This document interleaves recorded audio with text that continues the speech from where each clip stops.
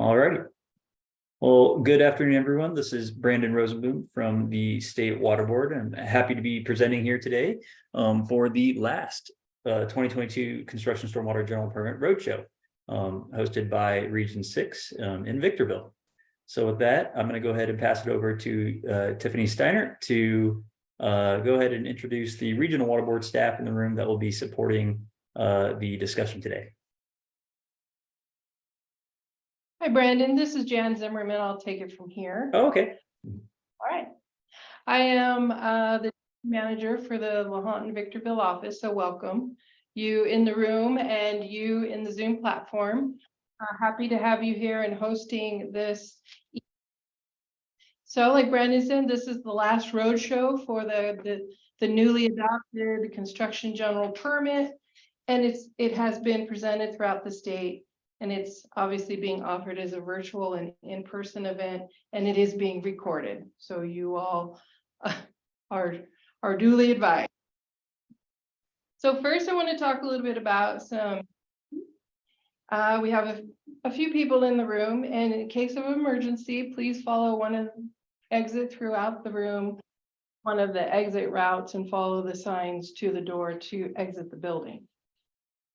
The bathrooms for you in the room are behind this wall, so you exit the door to my left and you make a right and then another right and you're there. All right. So I do want to make introductions of people who are helping today. We have Tiffany Steiner, who is our primary construction stormwater lead in the Victorville office. She'll be your point of contact for questions and permitting in the LaHontan Basin. We have Brandon Rosenboom, who is the lead permit writer for the new construction statewide general permit.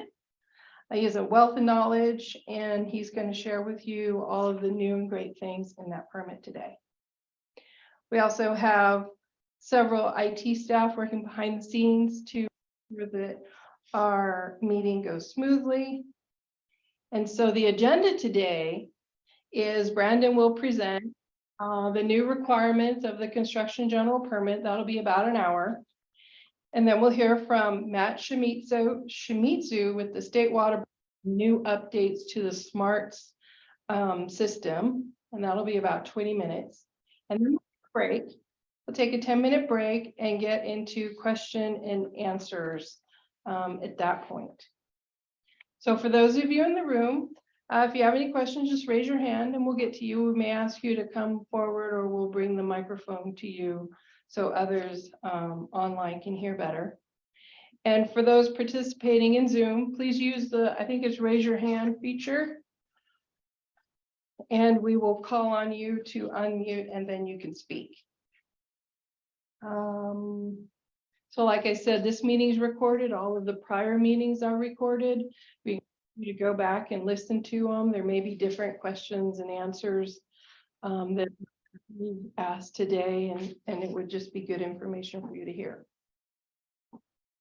All right. So with that, does anyone have any questions before we start with our presentations? No one in the room? Anyone online? Doesn't look like it. All right, Brandon. All right. Thank you for the introduction, Jan. So I did want to start this meeting with the California Water Board's mission, and that is to preserve, enhance, and restore California's water resources to the benefit of present and future generations. Our water boards conduct our work through a public process to strengthen the empowerment of all community voices as we work together to provide clean, safe, and affordable water to all Californians.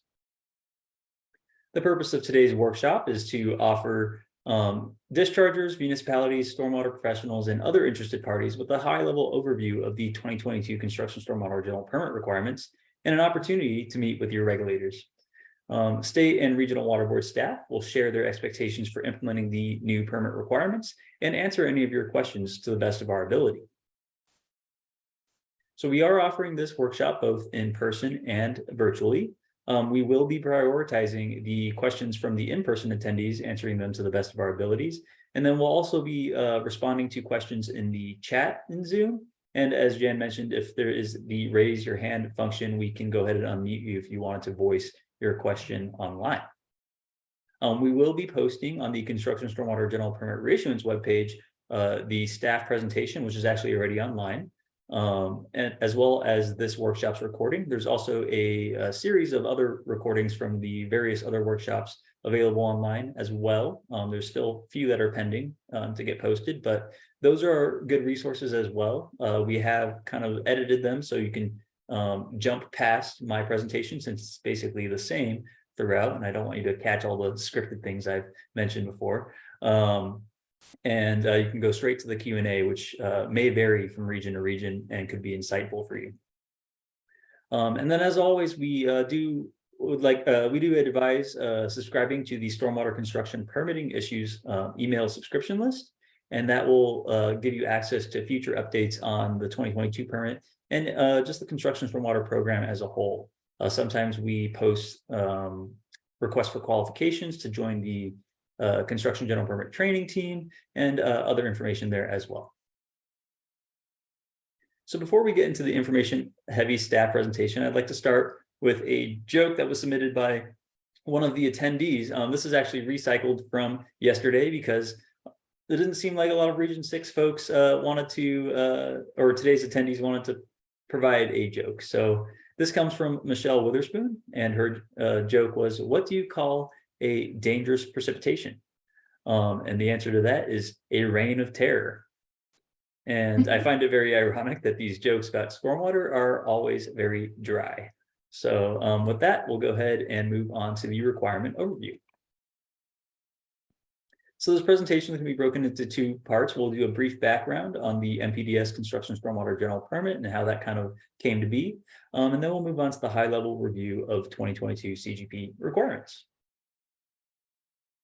So let's begin with some context. The Federal Clean Water Act prohibits certain discharges of stormwater to waters of the United States, except those that comply with a National Pollutant Discharge Elimination System permit, also known as an MPDS permit. The Construction Stormwater General Permit is a specific MPDS permit that regulates discharges of runoff generated by precipitation over a construction site and other areas of active land disturbance. The State Water Resources Control Board adopted the existing 2009 MPDS Construction General Permit in 2009 to regulate stormwater discharges associated with construction activities disturbing 1 or more acres of land. And that permit had been amended twice prior. The 2009 Construction Stormwater General Permit expired in September of 2014 and has since been administratively extended until the effective date of the 2022 Construction Stormwater General Permit, but there's also going to be a regulatory transition period, which I'll discuss shortly. The 2022 Construction General Permit serves to implement new regulatory requirements, such as the federal effluent limitation guidelines that are established by the US EPA, statewide policies, and the total maximum daily loads that have become effective since the adoption of the 2009 permit. So this slide portrays important dates when it comes to implementing the requirements of the 2022 CGP. To start, the State Water Board adopted the 2022 CGP on September 8th of 2022, solidifying the requirements that we have drafted through an extensive public process, many of the public might be in the room today. One of the provisions that was to provide statewide programmatic permitting, which is a type of permit coverage, to discharges implementing Executive Order N7220 to provide high-speed broadband internet access to rural communities. And their deadline to complete that project was in 2026. So the agencies responsible for executing that executive order asked for the statewide programmatic permitting option to go into effect on December 17th of 2022. During the adoption meeting, the State Water Board determined that that September 1st, 2023 was a reasonable date for the permit to become effective, allowing State Water Board staff to develop guidance as well as host workshops like these and update SMARTs.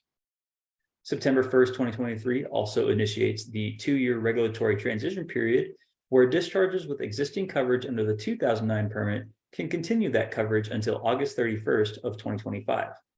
On September 1st, 2025, all remaining projects with coverage under the 2009 permit will be administratively terminated and will need to reapply for permit coverage under the 2022 permit to continue their construction activities should there be any.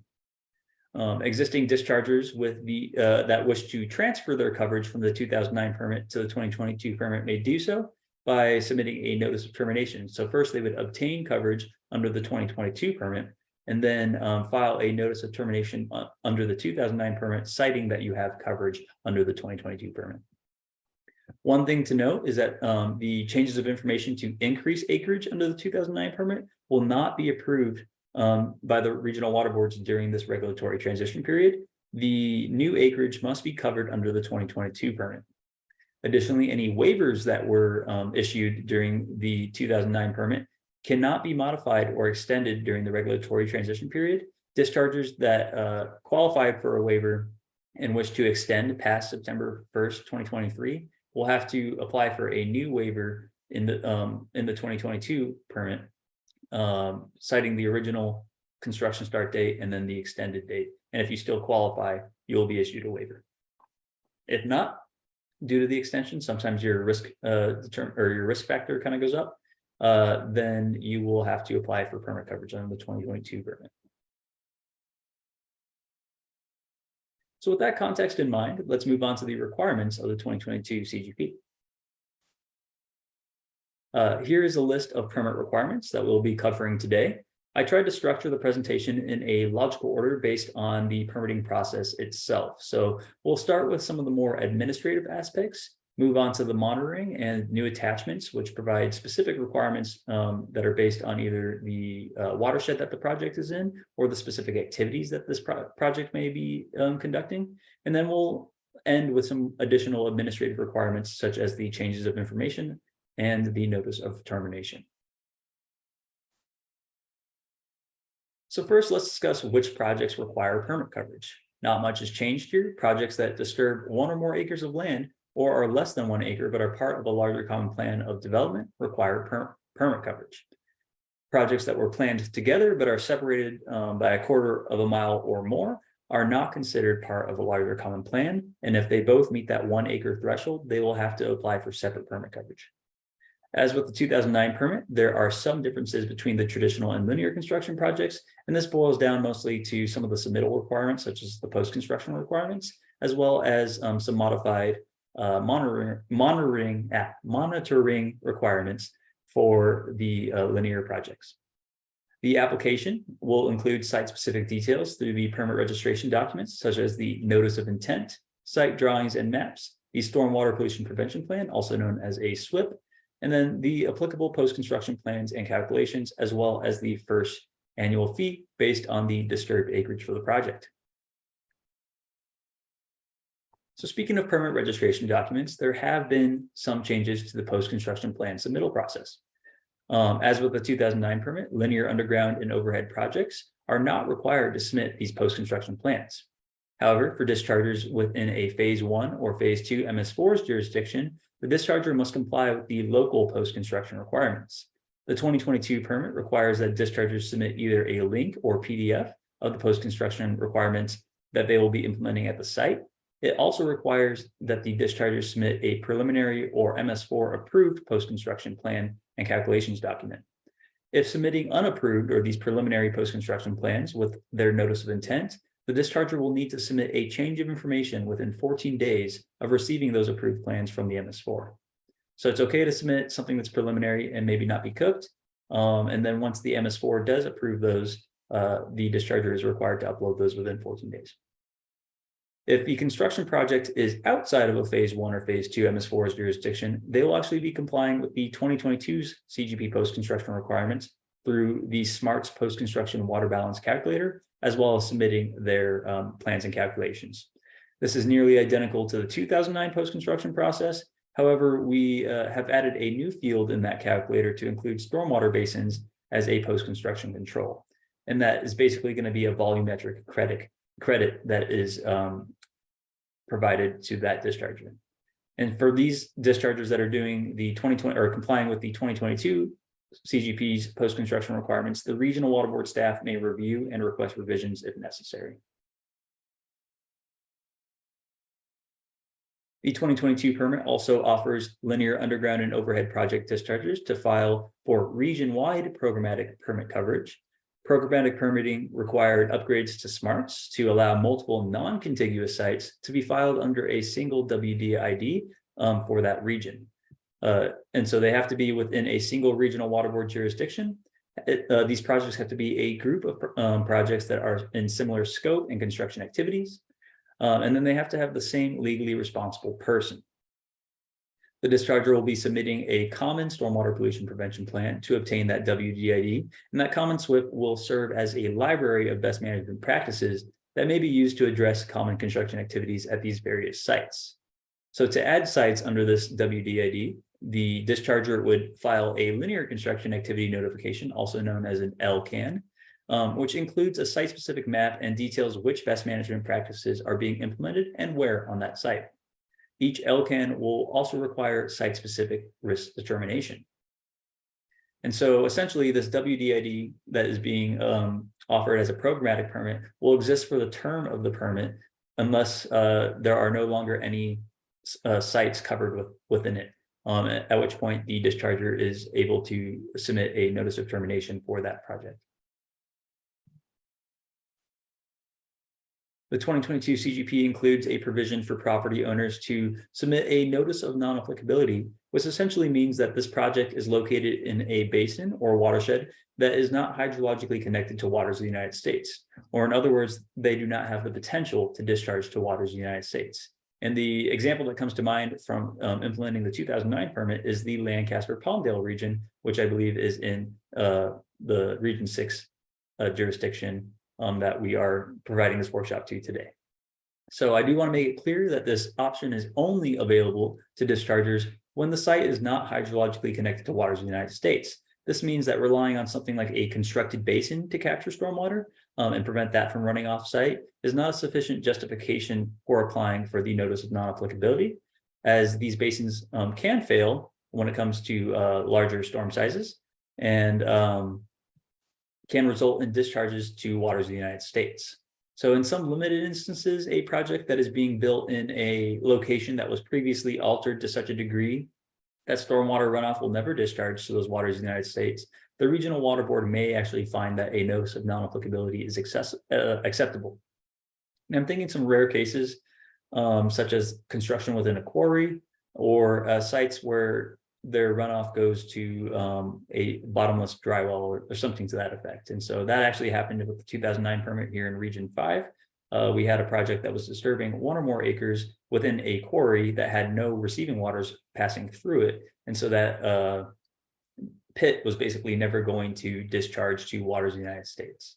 And so I recommend contacting the regional water board if you think you have one of these rare instances and if the site is eligible for notice of non-applicability. If the project does meet this criteria, a California licensed engineer or geologist with hydrological expertise must prepare what's called a site-specific no discharge technical report as part of the NONA application. Once that is submitted in SMARTS, a NONA ID will be issued for this particular project, and the discharger can commence construction activities. The regional water board still may be curious if the NONA notice of non-applicability is in fact accurate and may request revisions to the no discharge technical report or ask the discharger to obtain coverage if they do not believe that the project is not connected to waters of the United States. So in this next section of the presentation, we will discuss new roles for the qualified SWIP developers and practitioners, qualifying precipitation events, and other monitoring and reporting requirements. So first, why don't we discuss the new responsibilities for qualified SWIP developers and practitioners? Qualified SWIP developers who prepare the stormwater pollution prevention plan are now required to conduct inspections at the start of construction. If the qualified SWIP developer has been replaced at a site, twice annually during the wetter months, and this is like I believe between October and December, as well as I want to say January and March, and then following a numeric action level exceedance. Qualified SWIP practitioners oversee the monitoring and implementation of the stormwater pollution prevention plan and are now required to conduct inspections once per month prior to each qualifying precipitation event, following a numeric action level exceedance, and then prior to submitting the notice of termination to end permit coverage. The intent of these required inspections is to improve compliance, as we observed that some qualified SWIP developers and practitioners were very hands-off with their sites, leaving compliance in the hands of their delegates. And delegates in the 2009 permit, or through our experience, were not exactly trained to serve in the same capacity as a qualified SWIP practitioner. So with the 2022 construction stormwater general permit, the water boards can actually rescind the certification for a qualified SWIP developer or practitioner if we find that the qualified SWIP developer or practitioner is willfully or negligently causing or allowing a violation of the general permit, is submitting false or misleading information to the state water board or regional water boards, using fraud or deception, or failing to use reasonable care and good judgment when taking care of the site. So typically, we will not use this certification rescission as a first measure without some sort of progressive enforcement, which may include corrective actions like undergoing additional training or even doing ethical training. When it comes to maybe some repeat offenders, that's kind of when we will use the rescission as a measure. So now I'd like to spend some time discussing changes to the training for stormwater professionals. For a little bit of background, the State Water Board and CASCO will work with the Construction General Permit training team to produce updated training content and curriculum. The CGP training team is working on revising the QSD/QSP training program to include some content on the 2022 CGP while limiting the amount of additional class time required. So we're still trying to keep it to 2 days for the qualified CERT practitioners and an additional day for the qualified SWIP developers. CASCO has recently released this summer the 2022 CGP reissuance review to serve as an interim training for existing and new qualified SWIP developers and practitioners. It's about 4 hours long of recorded modules, and there's 5 modules in total, and there's 5 associated learning comprehension quizzes with those modules. The 2022 CGP reissuance review will be required when the QSDs and QSPs need to recertify their certification. So if it expires, they will need to complete this training by that recertification. However, we strongly encourage that the qualified SWIP developers and practitioners take the reissuance review before September 1st, 2023. And the lookup tools in both the Office of Water Programs and SMARTS will be updated to include a column that shows whether the QSD or QSP has completed this training. The 2022 permit also requires that the qualified SWIP developers and practitioners that are registered through CASWA complete a 6-hour annually complete 6 hours of continuing education. This can be fulfilled through trainings that required for their underlying prerequisite certifications that were used to obtain the QSD/QSP certification, or through other training vendors that may be offering like one-off trainings. The State Water Board is also accepting recommendations for new underlying prerequisite certifications to make that QSD/QSP certification more accessible and hopefully increase our numbers statewide to help with implementation of the 2022 permit. While the permit says any individual can recommend a course, the water boards actually recommend that the organization who offers that course contact us for that prerequisite review. That way they stay in the loop during the process and we can apply the certification to more than just one individual.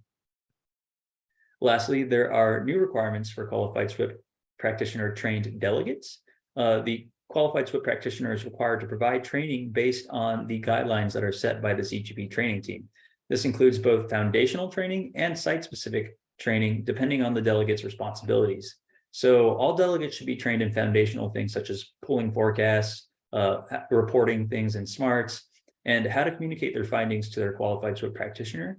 However, if they're tasked with more site-specific activities, then they have to be trained on how to inspect, how to collect stormwater samples, and how to implement best management practices if they are tasked with those responsibilities. So if you have a trained delegate that's only helping you with the inspections, that's all they need to be trained on for that particular site. However, if they're also collecting stormwater samples, they would need to be trained on that as well.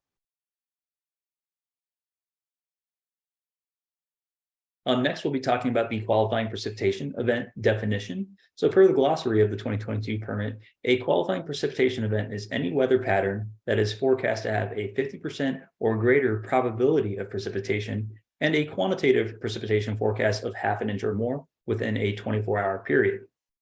The event begins with the 24-hour period when half an inch has been forecast and continues for each subsequent 24-hour period where a quarter of an inch or more is forecast. So my preferred method for acquiring these forecasts is to use the National Weather Service Forecast Weather Table interface. The 2022 CGP Risk Students Review actually details how to access these forecasts through this method. So one of the benefits that I really appreciated about this approach is that you can actually bookmark your specific sites in your web browser. So it should be relatively quick to pull up a representative forecast, each day that you need to. Now, this table is a little hard to read on the screen, so I pulled some examples and to share my recommended approach in determining what a qualifying precipitation forecast is with you today. So here's an example of 2 qualifying precipitation events from around New Year's in Sacramento. Note that the weather table interface breaks days into 4 6-hour blocks. My first recommendation is to look for a probability of precipitation of 50% or greater in one of those 6-hour blocks. From there, we will total the quantitative precipitation forecast to see if it is half an inch or greater. If it is, that would be a qualifying precipitation event. So for the first qualifying precipitation event on December 31st, the 4 a.m. block indicates that there is a probability of precipitation of 55%. The total quantitative precipitation forecast is over an inch for that following 24-hour period. The next day does not have a quarter of an inch of precipitation forecast, so the qualifying precipitation event actually ends on December 31st. Note that when determining if this is going to be a multi-day qualifying precipitation event, we no longer consider the probability of precipitation and just look at the quantitative precipitation forecast. So say you have over a quarter of an inch on January 1st, but the probability of precipitation is 15 here or less. That quarter of an inch would still extend that qualifying precipitation event. And our next example will show that too. So if we look at the 4 p.m. block on January 2nd, we see that there is a 50% or probability of precipitation. However, there is not a quantitative precipitation forecast that totals half an inch or more. Therefore, that 24-hour period is not considered a qualifying precipitation event. Looking at the 4 p.m. block on January 4th, we see a probability of precipitation that is greater than 50% and a quantitative precipitation forecast greater than 1 inch for that 24-hour period. The subsequent 24-hour period has greater of a quarter of an inch of precipitation forecast and would therefore continue that event. And then note here that the probability of precipitation is less than 50% for that second day, but that does not get factored into the qualifying precipitation event. By 4 p.m. on January 6th, there is no longer a quarter of an inch forecast, indicating that the event will end at 10 a.m. Or during the 10 a.m. block of January 6th. So here's the second example I've pulled for you today. It's a 6-day qualifying precipitation event up here in Sacramento. And while I don't expect this to be the typical qualifying precipitation event, as we all know, last winter was anything but typical in terms of rainfall. So next we'll be talking about the site inspection requirements. Similar to the 2009 permit, the 2022 permit requires weekly site inspections to ensure that best management practices are properly implemented and functioning appropriately. All dischargers are required to conduct pre, during, and post qualifying precipitation event inspections, any of which could also count towards that weekly, as well as the monthly inspection requirements. In the 2022 permit, a qualified SWIP practitioner is required to conduct the pre-storm inspection, as their expertise would lend well to any necessary corrective actions that need to be implemented before that rain actually occurs. Acknowledging the qualified SWIP practitioners may have several sites under their watch, qualified SWIP practitioners now have an extended range to conduct their pre-storm inspections, up to 124 hours in advance if you have the forecast data that goes that far. And this is intended to allow for more flexible planning on behalf of the qualified SWIP practitioner. Now, considering that the pre-storm inspections are based on forecasts, which are subject to change prior to the start of the actual precipitation event, we recommend that qualified SWIP practitioners and trained delegates save their forecasts that they use to base their inspection decisions on. That way, if there's any enforcement actions, you're able to point to something that says like, hey, no, this is what we were anticipating and it actually changed. That way the regulators can factor that in. While pre-inspections are based on forecasts, post-inspections are actually based on the site precipitation data that is collected through an on-site rain gauge. If half an inch or more was recorded during the qualifying precipitation event, the qualified SWRCB practitioner or their trained delegate is required to do a post-inspection within 96 hours of the end of that event. And this actually represents a doubling of the current permits post-storm inspection window. So it's currently 48. We've extended that to 96. So now would be a good time to note that weekly, pre, during, and post-storm inspections are not required outside of scheduled operating hours, when the site is not accessible to personnel, or when there are dangerous weather conditions such as electrical storms, flooding, and high winds over 40 miles per hour. So I know that's a lot of different inspections to be aware of. To simplify it, I've created this table which shows which stormwater professional can perform each type of inspection. And as you can see, the qualified SWRCB developer, they're also technically qualified SWRCB practitioners. They can perform all the inspections required by the permit. The qualified SWRCB practitioner can basically do the same thing, except there are certain inspections that are required for the qualified SWRCB developer. So they have to go out and inspect the site for inactive projects, 14 days once that change of information has been approved. They also have to do, the qualified SWRCB developers also have to perform those twice annual site inspections during the wetter months of the year. And then within 30 days of commencing the construction or replacing the qualified SWRCB developer for the site. And then trained delegates can help with the weekly, the during, the post-storm events, and then the inactive projects monthly or pre-precipitation event inspections. Stormwater discharge monitoring is our next topic. So risk level ones, as with the 2009 permit, those dischargers are not required to sample stormwater discharges for pH and turbidity. However, risk level 2 and 3 dischargers are required to sample for pH and turbidity, and they must obtain one sample for each actively discharging location per 24-hour period of a qualifying precipitation event.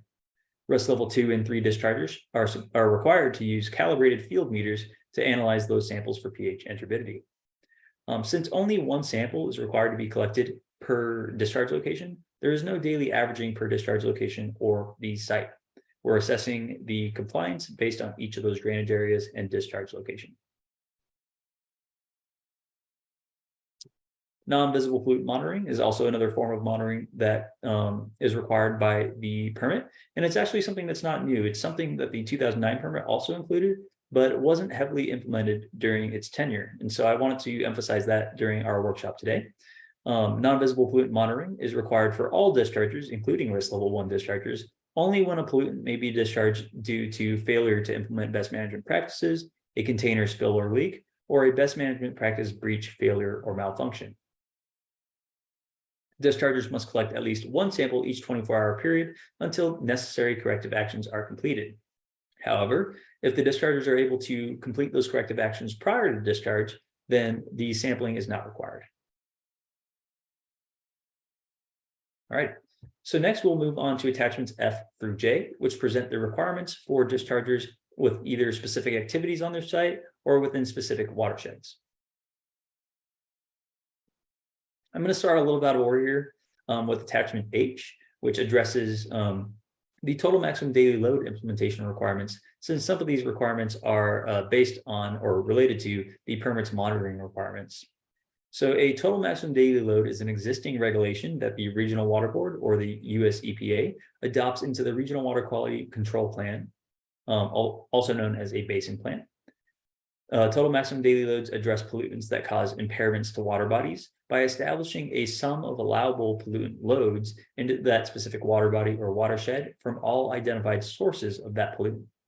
So total maximum daily loads are actually not self-implementing. They are implemented through requirements adopted in permits or orders, such as the NPDES Construction Stormwater General Permit. NPDES dischargers are often considered point sources of pollutants and are occasionally assigned what's called a waste load allocation through the total maximum daily load, which sets the limit on the discharge of that particular pollutant. The 2022 CGP refers to dischargers in watersheds or water bodies that are identified in a TMDL with the potential to discharge that TMDL related pollutant as responsible dischargers. Responsible dischargers may have to comply with one or more of the 4 categories of total maximum daily load implementation requirements. The first is complying with the requirements of the general permit, where those are already sufficient to address the total maximum daily load. And this is applicable to all dischargers anyways. The second is using the revised universal soil loss equation, the modified one, Russell 2, which is an erosion modeling software to determine which erosion and sediment controls will be used to reduce sediment loading to comply with the wasted allocation. So whether the total maximum daily load was specifically written to address sediments, or if it was written to address sediment associated pollutants, that's where Russell 2 comes into play as a modeling exercise to determine which erosion and sediment controls should be used on the site to reduce that discharge. Lastly, there are numeric action levels and numeric effluent limitations for some specific pollutants, where the responsible discharger must assess their discharge through the non-visible pollutant monitoring requirements that we've reviewed previously. So this slide outlines how we envision dischargers going about determining if they are responsible dischargers. First, the discharger would confirm if that project discharges to a total maximum daily load watershed or water body. And this can be done using the total maximum daily load map tool that state water board staff are working on, shown to the right here, or through the Regional Water Quality Control Board's basin plan. And as always with these map tools, they are to provide guidance. And so it is up to the discharger to truly determine if their site does discharge to these watersheds or water bodies. If the site discharges to a TMDL watershed or water body, the discharger must determine whether they have the potential to discharge the TMDL related pollutant through their pollutant source assessment. So say you discharge to a water body that has a total maximum daily load for copper, and you don't have any copper on your site, you would cite that in your pollutant source assessment and would not be a responsible discharger because you don't have the potential to discharge that pollutant. If the discharger is in a TMDL watershed and has the potential to discharge that pollutant, they must comply with the requirements found in attachment H, which are those 4 categories that we just discussed. So in the event the discharger has to comply with a total maximum daily load related numeric action level or numeric effluent limitation, the discharger would assess their discharges through a non-visible pollutant or through the non-visible pollutant monitoring. So all 3 of the following conditions need to be met in order to trigger the total maximum daily load sampling. If any condition is not met, then sampling is not required to determine compliance with the total maximum daily load. So first, the construction project must discharge to a TMDL listed watershed or water body. Second, the pollutant source assessment must identify that the TMDL specific pollutant has the potential to discharge to those watersheds or water bodies. And that TMDL had to be translated into a numeric action level or numeric effluent limitation to trigger the sampling. Third, the non-visible pollutant monitoring sampling has to be triggered. So as we mentioned before, non-visible pollutant sampling is triggered when there is a failure to implement best management practices, there's a container spill or leak, or if the best management practices breach, fail, or malfunction. If the spill, leak, or breach is not fixed and cleaned, then the best management practices are not implemented prior to discharge, the non-visible pollutant sampling is required. However, if the spill, leak, or breach is immediately addressed, then the pollutants or best management practices to control the pollutants are implemented prior to the discharge, the non-visible pollutant sampling will not be required. That said, the total maximum daily load related numeric action levels and effluent limitations cannot be exceeded with a single non-visible monitoring event. These steps 1 through 3 must occur again with having at least 2 samples above the numeric action levels or effluent limitations from the same drainage area and during the same reporting year to be considered an exceedance. Exceedances of numeric action levels require the discharger to implement iterative corrective actions, while exceedances of the numeric effluent limitations are violations of the permit and subject to mandatory minimum penalties. And then one thing I wanted to highlight here is that, okay, so say you have 3 non-visible pollutant monitoring events, each above the numeric action level or effluent limitation. You wouldn't be in violation of that numeric action level or effluent limitation with that first sample, but the second sample would be the first time that you're in exceedance, and then the third sample is considered as a separate exceedance.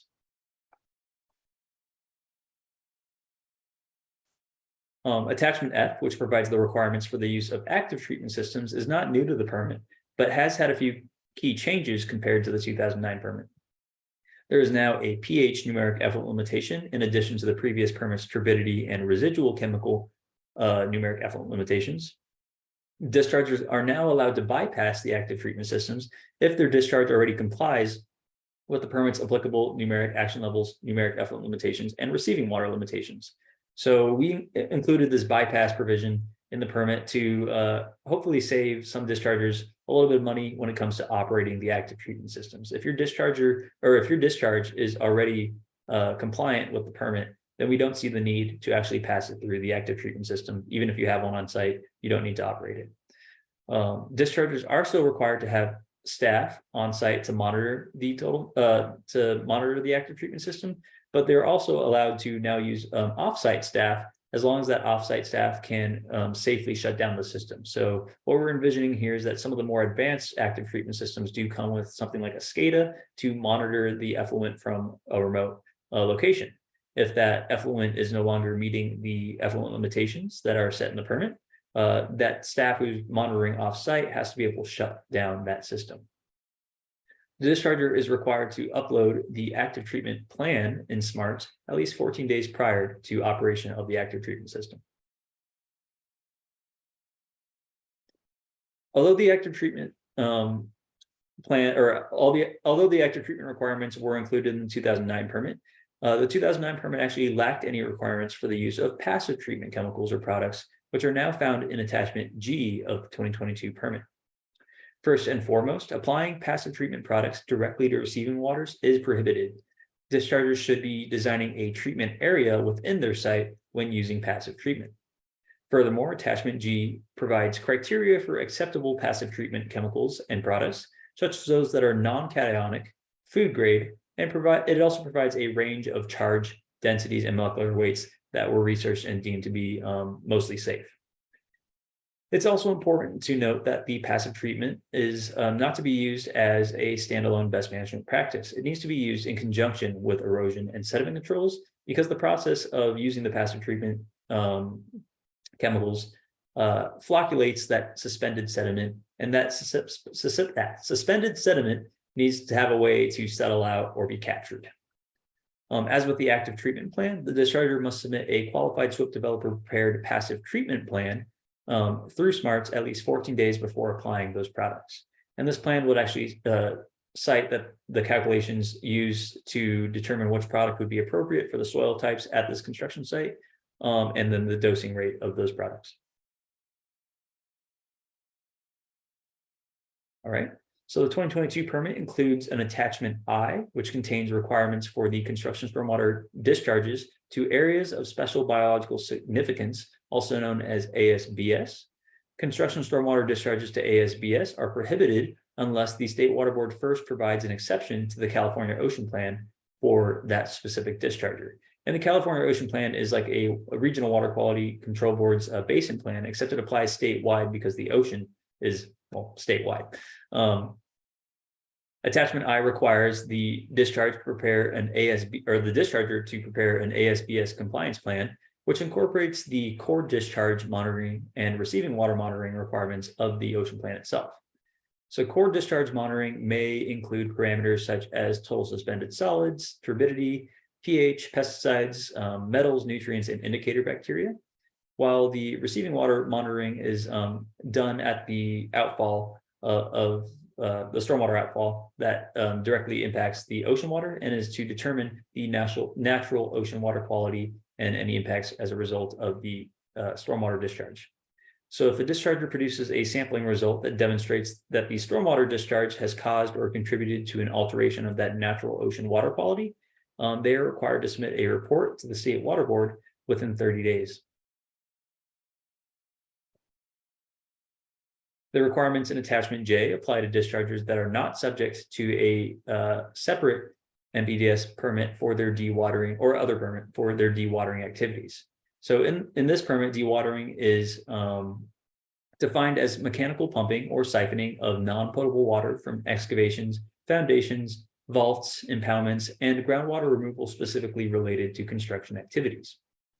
Dewatering discharges have to comply with the numeric action levels of the permit, which for pH is between 6.5 and 8.5, and for turbidity is 250 NTUs.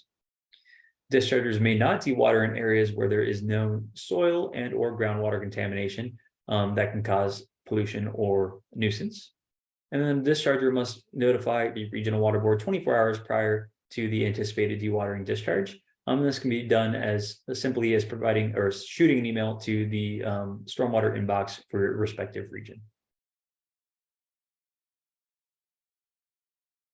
Next, I wanted to discuss the surface water buffers. So while surface water buffer requirements are not in their own attachment, they are in attachment D or E. I did want to touch upon them because they are a new minimum best management practice or new minimum requirement promulgated by the US EPA's Construction and Development Effluent Limitation Guidelines. Essentially, dischargers are required to provide and maintain natural buffers or their equivalent in erosion and sediment controls when a water of the United States is located within 50 feet of these sites' earth disturbances, unless that's infeasible. So the surface water buffer requirements apply to work above the top of bank or high water level of water of the United States, work within a channel or stream bed, such as those that are covered by a Clean Water Act 404 with a 401 certification, and projects where there are no surface water buffers are exempt from this requirement. The discharger may use Russell 2, that erosion modeling software, or another regional water board approved method to demonstrate that the erosion and sediment controls are equivalent to the 50-foot natural buffer. So in instances where, say, your site is encroaching on a receiving water and you're unable to provide 50-foot natural buffer, you might be able to provide, say, like a 30-foot natural buffer and then additional erosion and sediment control BMPs to provide some sort of equivalent protection. All right. So as mentioned earlier, these last few slides will discuss new requirements for revising permit coverage and terminating permit coverage. This table displays where the 2022 permit change of information process differs from the 2009 permit. For the most part, it is the same. However, one key change is that we are no longer requiring that updates to the stormwater pollution prevention plan and site maps be submitted through a change of information. So a discharger can update their SWIP and then upload it as an attachment in SMARTS, and that will display the information necessary for the regional water board staff to see which is the most current version of those documents. As always, we do recommend that you name your documents in a way that it makes it clear that these are the newer versions that are applying to the site. However, final post-construction plans and changing a project to inactive status are some of the new areas where we are requiring a change of information. All right, so just to cover that project with inactive status, the 2022 permit allows dischargers to file a change of information to switch to inactive status, which allows dischargers to reduce monitoring when there is no active construction. The change of information will require a revised site map and photos of any temporary stabilization that is put in place during that inactive period. The discharger will still have to do monthly inspections if the site is accessible, and pre-qualifying precipitation event inspections as well. However, the qualified SWIP practitioner or the trained delegate can do these inspections. One thing to note is that inactive projects do maintain permit coverage and are still therefore subject to the annual fee for permit coverage. So if you have a inactive status for several years, you will still be charged for your active disturbance, or not your active disturbance, but for the land disturbance that is incorporated into the project.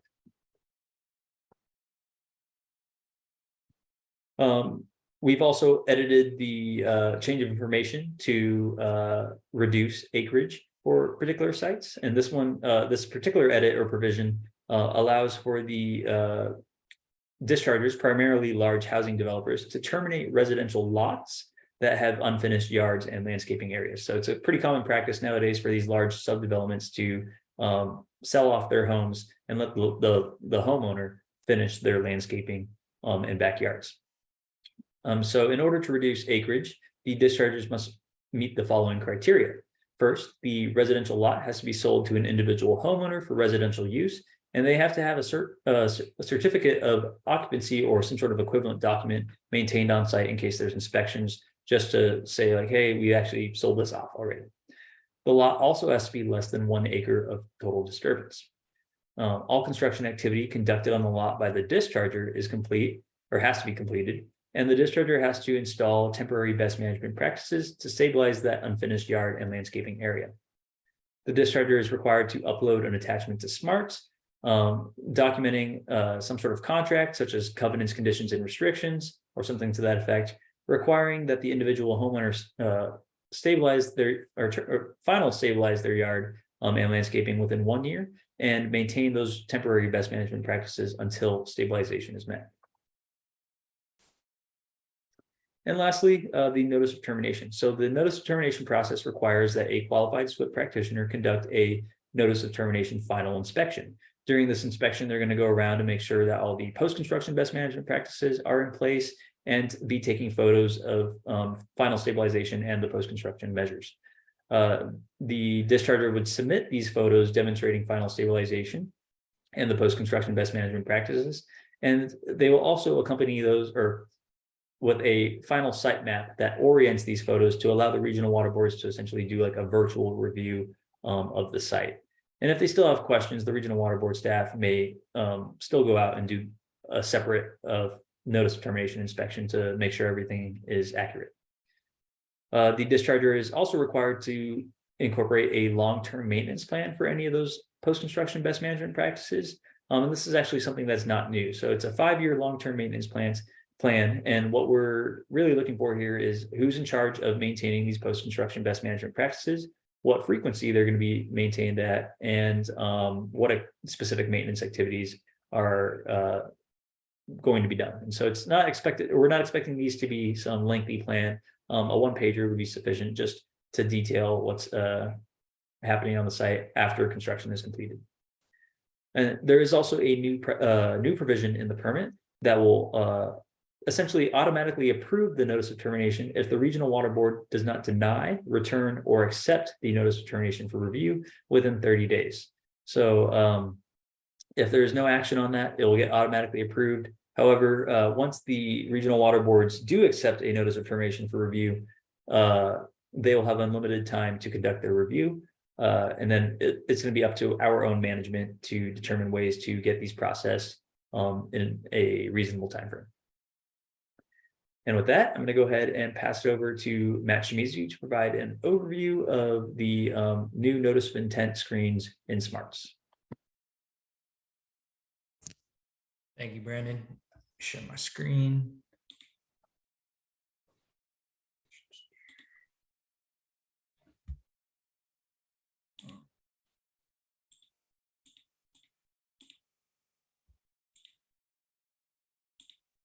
Sorry, I'm not too sure why I can't. It's not letting me share. It's weird. I had this issue that last time. I forgot how we resolved it last time. Last time I was able to scroll down and find, like, it shows just my other desktop without anything, but it's not giving me that option right now.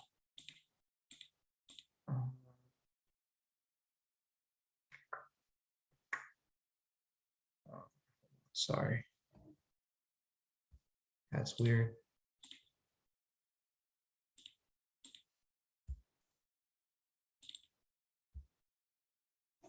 Let me try.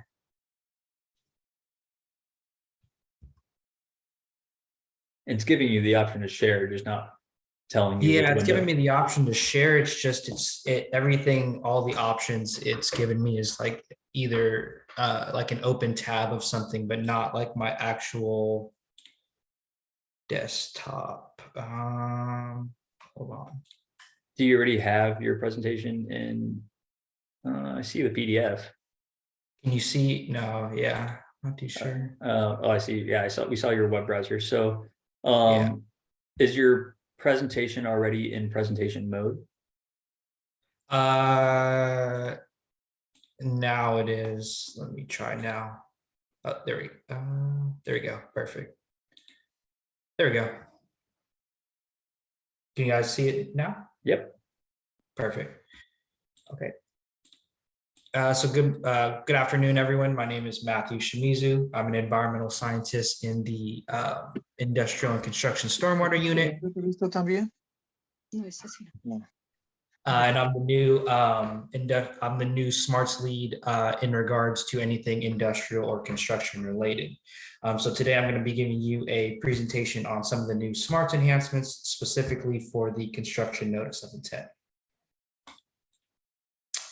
So in this presentation, I plan on discussing the revised notice of intent application process and the updates recently added into Smarts for the reissued 2022 construction stormwater general permit. Now, since the notice of intent application contains tabs and functions that other applications possess, I decided to just present on the notice of intent today. Finally, staff will be releasing all updates and changes made for the 2022 CGP into Smarts on September 1st, 2023, with the exception of a few items such as the change of information, notice of termination, and some enhancements to the inspections, violations, and enforcement actions tabs. And so those will be addressed give or take a month or two after the September 1st release. So in order to create a notice of intent, the following actions must be completed. So the first step would be to start a new notice of intent application. From there, the user can then either create a new organization or they can link the application to an existing organization that they're already linked to. From there, the user can then either add or delink users to the application based on the organization selection. Once all of those steps have been completed, the user will then be placed in the pre-application questions section, which I'll discuss later on in my presentation. Once that is complete, the application, the user will need to complete the application by going through all of the tabs and entering data for all of the required fields. Finally, once all of that has been completed, either the legally responsible person or the duly authorized representative will need to certify and submit the application in for review, and the State Water Board will be reviewing and will make a decision on that application.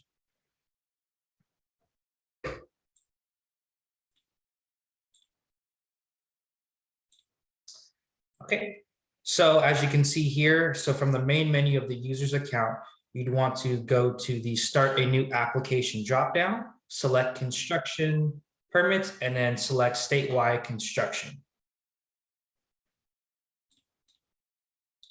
Then the user can either create a new organization as shown in the red text above, or they can link an application to an existing organization if that user was already linked to that organization. So as you can see here, I was already linked to various different organizations, so I can link the new application to those if I would like. Finally, the user can then either add or delink users to that application and confirm.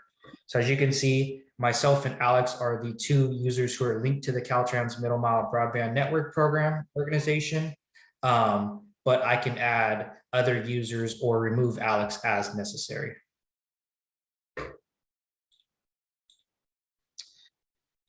So now we're in the pre-application questions section. And so the pre-applications questions are a new feature program to assist dischargers with selecting the correct application. So when hovering over the three available application types at the top of the screen, it will provide the user with a description of the application and some general requirements. These questions and the information provided assist users in selecting the correct application type to apply for, helps them to determine application eligibility, and also places them into the correct application interface, which would be either traditional or linear. Users can also switch between different application types as many times as they want to confirm which application to apply for.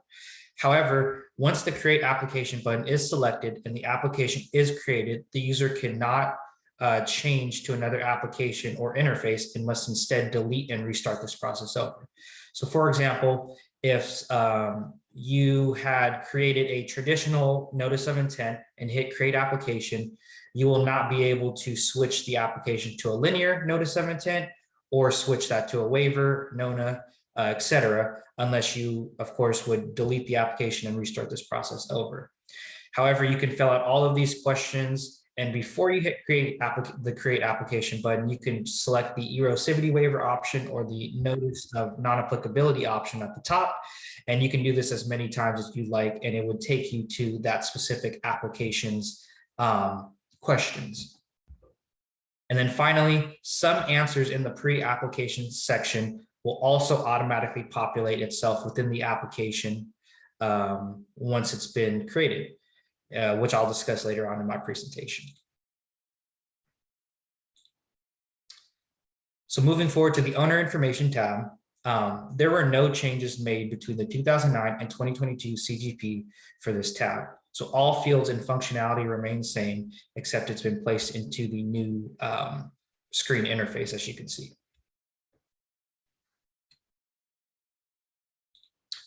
Moving forward to the on-site contact information tab. So this tab's name was actually updated from developer information to now reflect as the on-site contact information tab. But other than that name change, there are no field or functionality changes made between the 2009 and 2022 CGP for this tab. Moving forward to the site information tab. So the site information tab added the following fields. So as you can see in the top red box, we added the total plan disturbed acreage field and the disturbed area remaining field. Now the total plan disturbed acreage field represents the plan disturbed acreage for the entire project and is a stagnant field that can only be increased via a change of information. Whereas the disturbed area remaining field represents the acreage that is currently being disturbed and can either be increased or decreased via a change of information. However, when initially setting up the application itself, these two fields are generally going to be the same value, except in cases such as non-filers obtaining coverage late or a change in ownership. As far as this tab, we also removed the following fields. So we removed the imperviousness before construction and the imperviousness after construction. And we had actually moved those two fields into the post-construction tab, which I'll discuss later on in my presentation. And then finally, in the red box below, these are the two questions from the pre-application questions section that are automatically populated in this tab. So these questions consist of, is the site a part of a larger common plan of development, along with its two other fields, which are the name of the common plan of development and the total site size of that common plan of development, along with the type of construction. And as you can see with the type of construction question, we actually blur it out because, as I mentioned previously, we don't want users switching between traditional or linear once they have already created the application.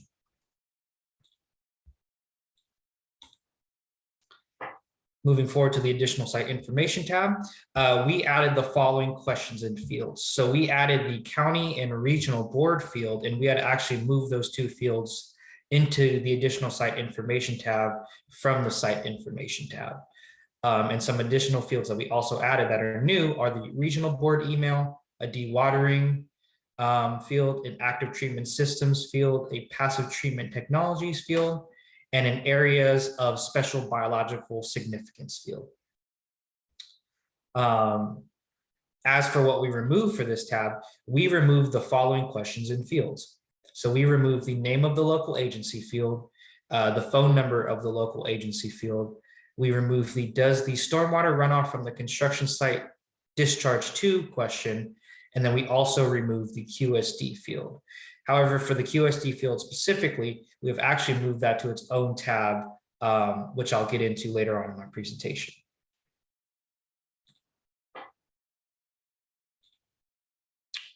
Moving forward to the risk tab. So there are no changes made between the 2009 and 2022 CGP for this tab in all of its sections. So all fields and functionality for this tab remain the same. but I will go ahead and show you all of the different sections within the risk tab so you can see what they look like now. So as you can see right here, this is the sediment risk. This is the receiving water risk. And then this is the combined risk. Okay, moving forward to the TMDL tab. So total maximum daily loads, or TMDLs, are a new provision incorporated during the 2022 CGP reissuance and is a new tab within SMARTS. So similar to the industrial general permit, my colleague Reed Hofshovsky created a TMDL water body or watershed mapping tool specifically designed for construction TMDLs. So I'm going to give you a quick rundown on the TMDL process. So step number one would be to use the external TMDL mapping tool located at the very top of the screen in blue. Enter in your project's coordinates and then see if any TMDL water bodies or watersheds are listed within the tool. So if the mapping tool lists any TMDL water bodies or watersheds, please mark yes for the first question below and continue with the TMDL process. However, if the mapping tool does not list any TMDL water bodies or watersheds, please mark no, and you will be finished with the TMDL tab and can continue on to other sections of the application. From there, it is up to the discharger to select all of the applicable TMDL water bodies or watersheds that apply to their project. So as you can see in the drop down here, the only TMDL water bodies or watersheds that will display are going to be based on the region that the project is in. And that is going to be based on the lat long entered from the site information tab. So for example, let's say the TMDL mapping tool provides you with 3 separate water bodies or watersheds. It's ultimately up to the discharger to select either 1, 2, or all 3 of those water bodies or watersheds. So once the TMDL water bodies or watersheds are selected from the dropdown, their TMDL information will be listed in the table right below, which will display the TMDL's name, its specific water body or watershed, the parameter, its compliance deadline, and then the last column is the present in construction stormwater or present in construction site stormwater discharge question. And so that would be the next step, where dischargers must then select either yes or no for if the TMDL pollutant is present in construction site stormwater discharge. If yes, then the discharger is responsible for complying with that TMDL pollutant's requirements. However, if they select no, then that discharger is not responsible for complying with that TMDL pollutant's requirements. And then finally, all applicable TMDLs that were selected yes will then be listed in the TMDL requirements table at the very bottom of the screen, and will also be listed in another table on the requirements tab, which I will discuss later on in my presentation. Moving forward to the post-construction tab. So for the post-construction tab's initial questions section, we removed the following questions. So the first question we removed was, will the project use an alternative method to calculate runoff volume or use different site design measures than those listed in the CGP calculator? And so we removed this question because dischargers should only be using the SMART CGP calculator when performing their post-construction calculations, as we want calculations to be as consistent as possible for all construction dischargers. The second question that we removed was, does the phase 1 or phase 2 MS4 have an approved stormwater management plan that includes post-construction requirements? And the reason we removed this question is because the stormwater management plan should automatically be included within the phase 1 or phase 2 MS4 post-construction plan and documentation. So as you can see on the screen, these are the only 2 questions that we will be asking up front.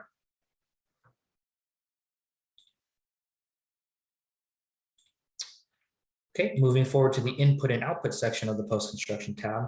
The input section updated and added the following fields. So we updated the closest location field to now reflect as the closest rain gauge location. And we also updated the size field to now reflect as the size of the drainage area.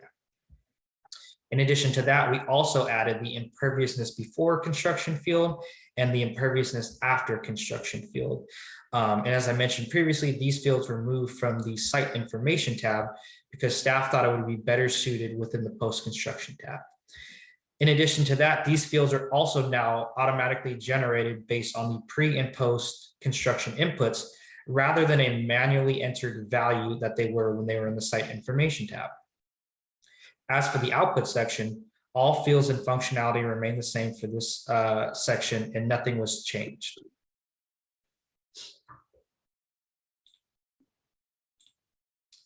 And then finally, moving forward to the credits section of the post-construction tab, we added a new post-construction credit, which is the basins credit. And so the credit asks if the minimum drawdown times were included in the basins design. We also asked what the basin's total capacity is. And so just as the FYI, the answer to the first question must be yes in order to receive any credit for this basins credit.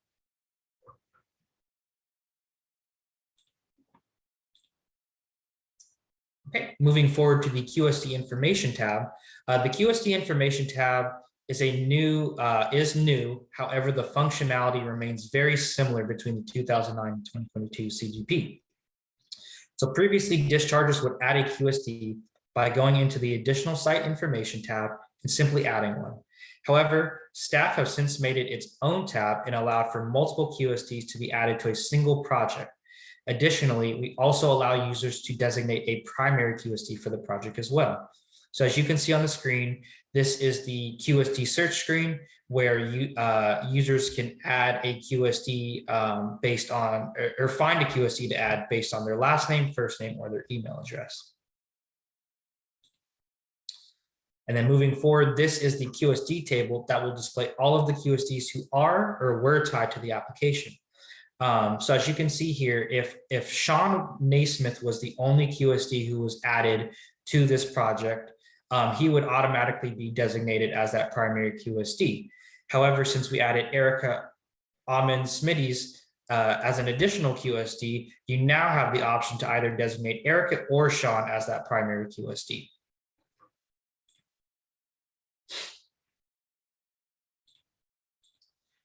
Moving forward to the attachments tab, we included new attachment file types, which include file types such as the post-construction, ATS plan, passive treatment plan, risk calculations, TMDL/Russell 2, MS4 post-construction requests, and ASBS plan. In addition, staff also made some minor edits to some of the attachment file types by placing correspondence in front of their title, rather than having them as a subtype in the list. Other than that, all other functionality remains the same for this tab between the 2009 and 2022 CGP.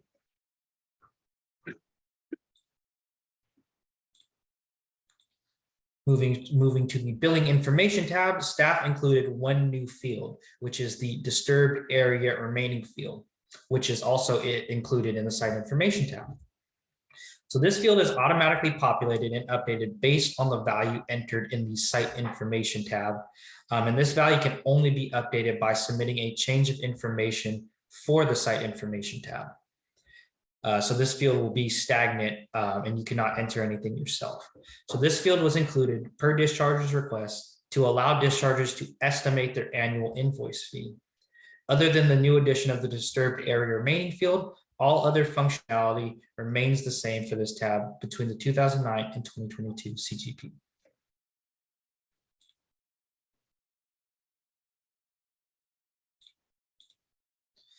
Okay, moving to the certification tab. So the only updates made to the certification tab were minor text edits. Otherwise, there are no significant changes made between the 2009 and 2022 CGP in both the not submitted and submitted screens. So as you can see on the screen here, this is the not submitted screen just prior to submission. And then this is the submitted screen right after the LRP or DAR have certified and submitted the application in for review.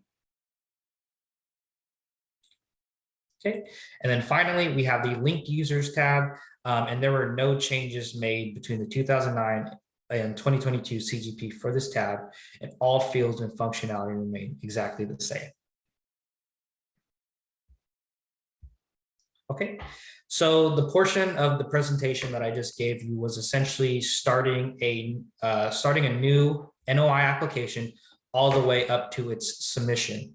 And now this part of my presentation will discuss some of the new tabs and functionality for after the application has been approved and the WDID has been issued. So the requirements tab updated and added the following. So we updated the current requirements table to now reflect as the general requirements table. We also updated some of the table column headers within this tab. Many of the columns have been updated, so I decided not to indicate all of them. And then finally, we added a TMDL requirements table to display the TMDL parameters that the dischargers must comply with. So as mentioned from the TMDL tab section of my presentation, all of the TMDLs that you selected yes for, they'll be available in the TMDL requirements table in both the TMDL tab and then the requirements tab. So you'll have two separate areas where you can reference that table. Okay, moving to the reports tab. The reports tab now displays both the annual and ad hoc reports within the same table. So previously the reports tab only displayed the NOI's annual report, and users had to go into that specific annual report to view any of the associated ad hoc reports. However, now you can select the ad hoc report from the NOI's reports tab, which will save you a few extra steps. Other than that, all other functionality remains the same for this tab between the 2009 and 2022 CGP.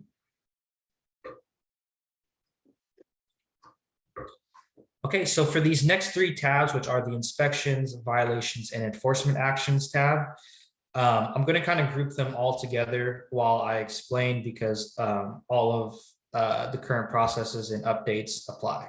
So at this time, for external users, the inspections, violations, and enforcement actions tabs will only display the table shown here and will only allow users to review the specific enforcement, violation, or inspection data within the PDF summary in the red box. So previously, external users could click on either the enforcement ID, the violation ID, or the inspection ID, and Smarts would display the specific information tied to that entry right there. However, since we're still working on enhancements for this, we will release its full functionality in the near future, and the workaround for that would be to reference that PDF summary.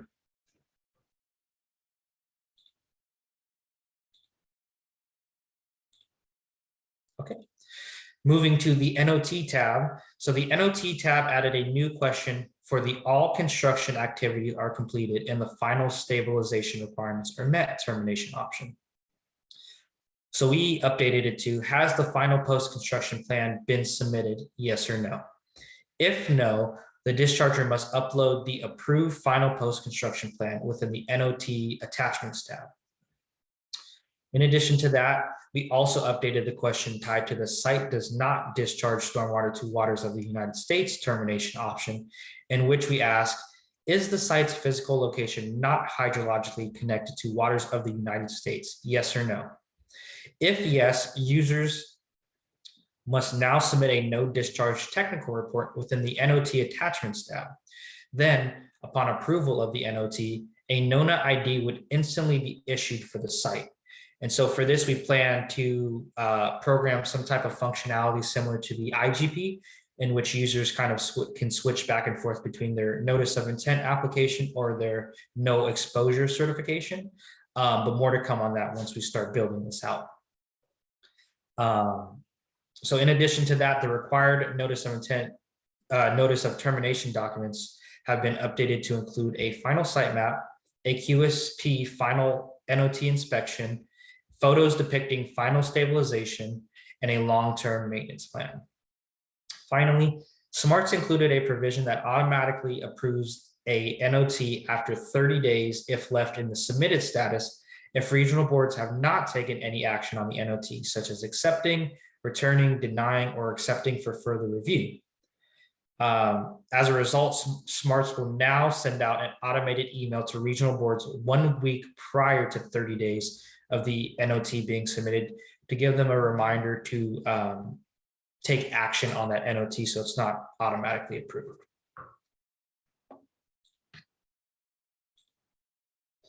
Okay, moving forward to the COI. There are two different types of changes of information. So there is an organization COI and there is a site COI.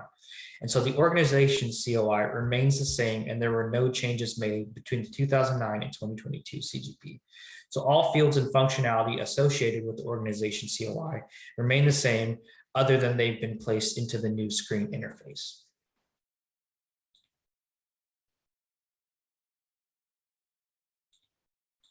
However, the site COI has since been updated. For example, staff programmed a new change of information to allow the removal of residential lots from permit coverage and to turn a notice of intent into inactive status.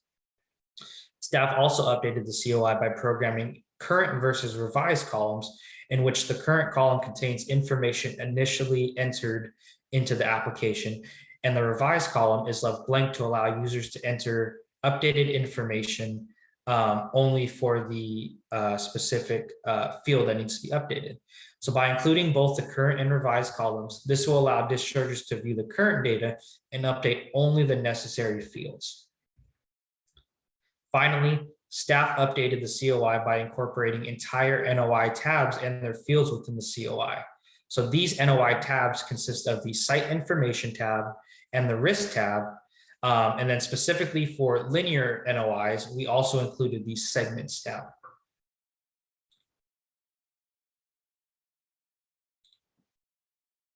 Okay, moving to the notes tab. So the notes tab added a new feature to allow internal state board and regional board staff with the ability to directly upload communication documents on this tab. So internal staff will no longer need to upload those communication documents to the attachments tab and can do so directly on the notes tab. As for dischargers and external users, this tab is going to be read only for them. And so as you can see on the screen, this is kind of what it's going to look like within the notes ID. And then moving forward, this is what this is the notes table, which will kind of give an overview of what notes have been added.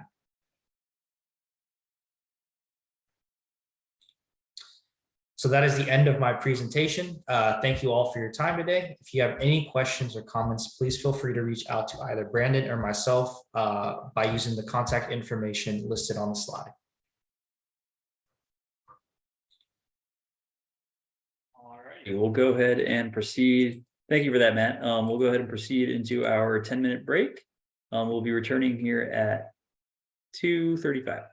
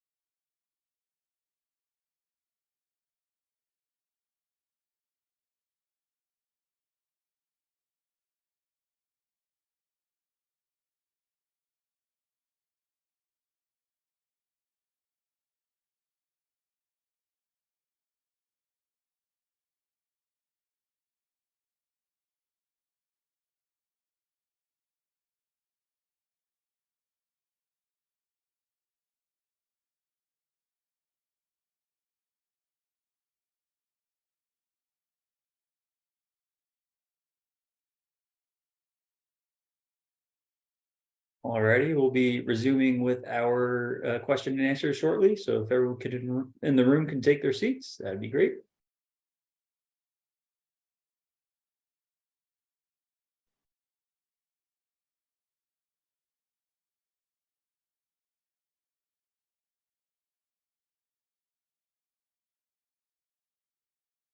Alrighty. So let's go ahead and start. So as I mentioned before, we are planning on prioritizing questions in the rooms first before getting to those in the chat. Is there anyone in the room with questions? And I'll hand it to Tiffany and Jan to select who speaks. And I think we could hear everyone from wherever they are in the room. So I don't know if they necessarily have to get up.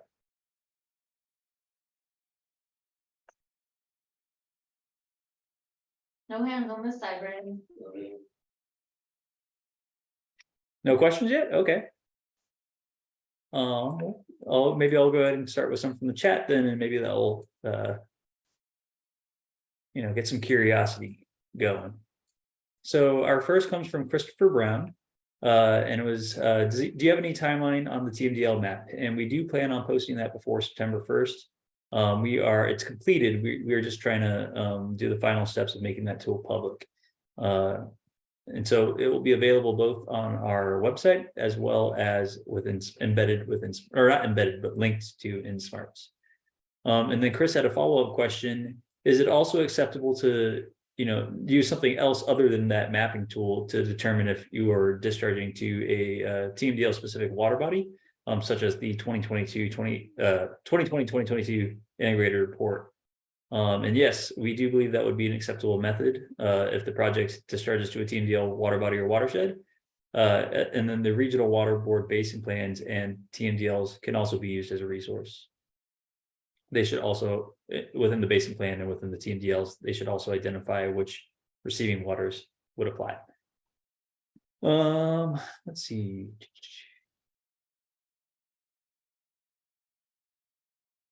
We have a question from Robert Reiner. Since adding a qualified SWIP developer to a site is required, and it is typically done by the LRP or data entry person, and I'm pretty sure the data entry person cannot add a qualified SWIP developer to the WDID. Was it considered to add a check and wait on the assigned qualified SWIP developer to confirm that the QSD is prepared to accept the liability of the site, since a qualified SWIP developer cannot delink themselves? And it looks like Matt responded to that and confirmed what I just said. Only legally responsible persons and duly authorized representatives can add or remove the QSDs from that tab. Additionally, the added QSD will receive an automated email from Smart letting them know that they have been linked upon the submission of the notice of intent. QSDs will also receive automated emails from Smarts if they are added or removed once the NOI is active. And so it's not necessarily like the QSD has to say, yes, I'm supposed to be on that site. If someone is adding you as a QSD to a site and you are not providing services to that site, I had raised that flag to the Stormwater Help Desk. I wouldn't go as far to say that they're trying to commit fraud or anything like that, but it's possible they are, and so we might want to look into that as well. We have heard of instances where people upload SWIPs that with a QSD's name, and that QSD did not prepare that SWIP. They just took like the title sheet from a different SWIP and put it in there, and so we are aware of situations like that and want to address those. Kevin asked, will we be able to download a copy of today's presentations? And the answer is yes, and Matt responded to that as well. They are available on our general permit reissuance webpage, which Matt linked to in the chat. And it looks like Robert followed up to that. Thank you, Matt, but that does not prevent someone from adding a QSD that is not obligated to be part of the project, if that makes sense, which is true. Then once we add, we have an email saying that we were added, would it now be safer to add a QSD than request they confirm to be added? Yeah, I think it would be safer. And so we can look into that for you, Rob. Katie M says, do you know when Casco will update the SWIP templates to incorporate the 2022 CGPs? As far as I'm aware, they have updated their stormwater pollution prevention plan templates. I'm not sure where they are on making those publicly available. They might just be waiting until September 1st to avoid, anyone who's doing the last minute filing for the 2009 permit using that. Or they might, be waiting for their review process through their board of directors to get that published. But I do know that they have finished making changes to the templates, and that gets updated routinely throughout the years as well. Javier Fisker asked, will local municipalities have any responsibility to inspect sites covered under the CGP and report violations? To my knowledge, we kind of use local municipalities as extra eyes in the field, and because they'll do inspections for their processes and MS4 permit. I'm not sure how if they will actually do enforcement on the CGP itself. They can report violations, and if they do see things, I would say they should contact the regional water boards. Tiffany, Jan, do you have any experience with collaborating with municipalities? Hi, Brandon, this is Tiffany. Yes, I have. I actually have had a couple of the municipalities reach out to me when they discovered violations, and then I took over and did the site inspection myself. Great, thank you. So I don't think the permit requires anything of the municipalities. I think they, are helpful for us to, cover more ground, so to speak. But I don't think the permit specifically says that they have to do anything.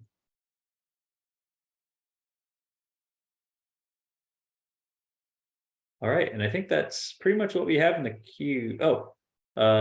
We have Jay Sear. Can any QSD provide necessary inspections on behalf of the primary QSD? And yes, they can. So the permit just requires that a QSD perform those QSD required inspections.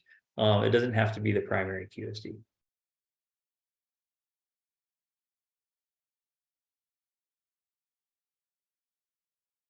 In fact, we know of instances where a QSD who prepared the SWIP might actually be out of state. And so if there is a secondary QSD that is more local and they're, able to get to the sites and really assess those and make changes to the SWIP, then that's, we prefer that because we want someone who's able to respond to live changes in the field. And additionally, we do require that the QSD and QSB go out and inspect the site after a numeric action level exceedance. And our intent with that is to have them actually collaborate. So I know scheduling can conflict every now and then, but the intent was to have them walk the site together and do that joint inspection. However, they have to do it within 14 days. So, the QSD can go out one day and the QSB can go out the other, and they can just relay their findings to each other. That is acceptable as well. All right. Any questions in the room so far? We have one. Great. Go ahead. Yep. Hi, this is my name is Don Bernal from KPR's Construction. How often do the QST or the QSDs go out, or will they be required to go out to do inspections? So they have to go out, I believe, within 14 or 30 days. I'll have to double check that, of the start of commencement or of the start of construction. So once you start breaking ground, the QSD has to go out there to see that the SWIP is being implemented. And then we require them to go out twice a year during the wetter months. Let me pull those up real quick because I might have misspoke during my presentation. Too many windows open. Let's see. But they do have to go out twice a reporting year. So usually that's towards the end of the year and the beginning of the year, in order to kind of assess how the implementation plan is holding up during those wetter months of the year. And if, as we all know, especially with Tropical Storm Hillary, it can rain any time of the year in California. So, but we understand, the winter is typically wetter than the summer. So, okay, so I did misspeak.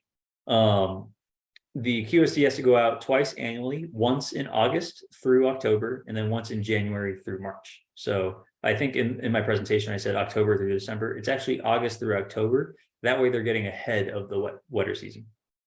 And are able to make corrective actions before it does start raining. And then, as I just mentioned, QSDs and QSPs do also have to go out after a numeric action level exceedance within 14 days.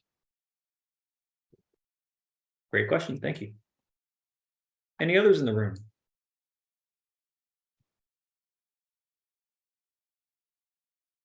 Okay. It looks like we do have an additional one in the chat.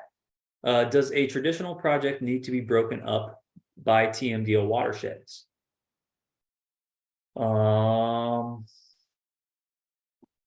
And I might ask for extra clarification on that, Kevin.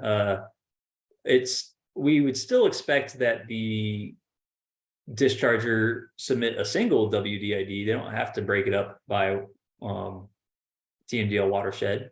A single WDID is fine. But within your stormwater pollution prevention plan, if you have drainage areas that are going to separate TMDLs, I would identify that. And in SMART, you can identify the various TMDLs that may apply to the site as well. Matt, do you have anything to add to that? Nope. All right. I do want to say, though, that if you have a project that is straddling a regional water board border, so for instance, Region 4 and Region 8, kind of in the Orange County area or Anaheim area, then you would have to file a separate application or notice of intent for each part of the project that's in a different regional water board, and that's just because they're different jurisdictions.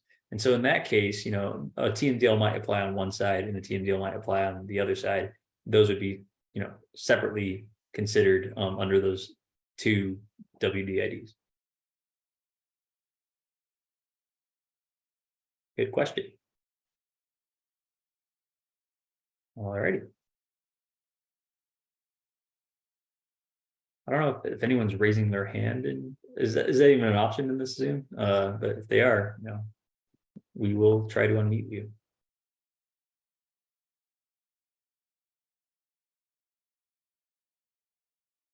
Hi, Brandon, this is Jan. I see, well, raise hand is a feature, but I don't see anybody. Okay. Any more questions in the room? We have one more, Brandon. Great. This is Don again. This one is concerning WID number and transferring over from owners. I have a situation where on a project, there was one owner who started the WEID number and completed all the paperwork, and then they sold it in the middle of the operation or the project. So now I'm unable to go in there and do the annual reports and all that kind of thing because I'm locked out and they don't know what to do. How would I get that rectified? How is it? Do I need to go in and have the old owner do a NOT to enable the new owners to process it in and get me online so I'm able to do the annual report? Yeah, I'll go ahead and let Matt answer this. It seems like he's eager to. Yeah. So for that, the initial owners, they would need to submit a notice of termination. And if they do have a outstanding annual report, they will need to submit that before they can submit their NOT, as all those reports must be submitted. And then once that's terminated, or I wouldn't say once it's terminated, but the new owners should probably start filing for coverage under their ownership with the original start date and the original total plan disturbed acreage. And as I mentioned in my presentation, that will be the one, a case where the total plan disturbed acreage and the disturbed area remaining fields are going to differ for the initial PRDs because of that change of ownership, given that, there were some parts of that construction that have been stabilized and are completed. Mm-hmm. Yeah, so to reiterate, the new discharger can go ahead and apply for permit coverage, and then once they have that, the old owner can file a notice of termination. Mhm. Mhm. I see Janet's hand is raised online. Brandon, would you please explain again what's gonna happen on September 1st with the new projects that are coming in?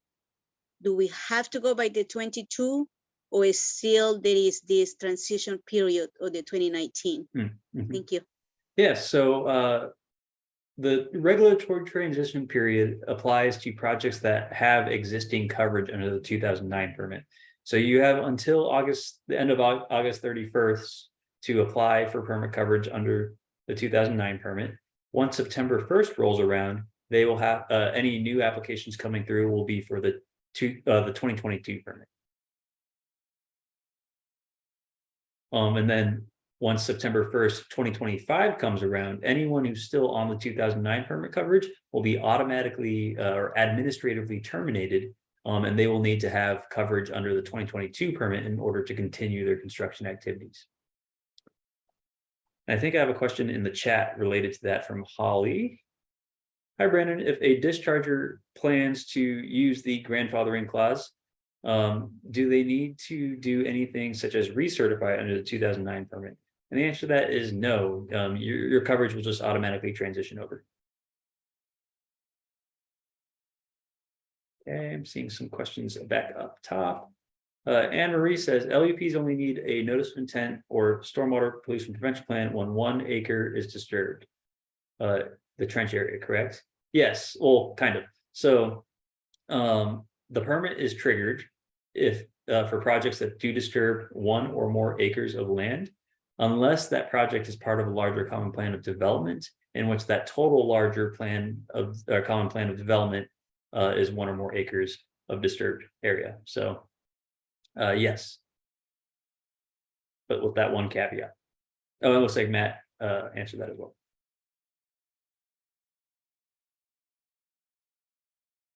All right. Any more questions online or in the room?